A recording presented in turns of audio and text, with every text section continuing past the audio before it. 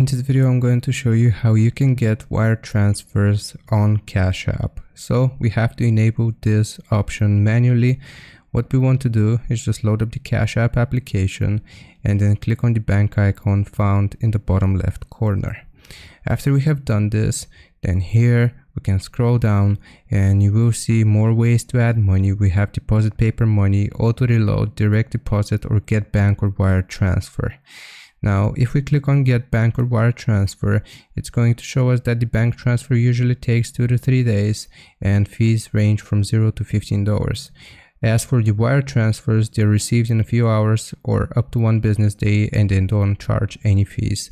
However, we'll need to verify our identity before we can use wire transfers. So click on verify identity here and we just want to follow the prompts.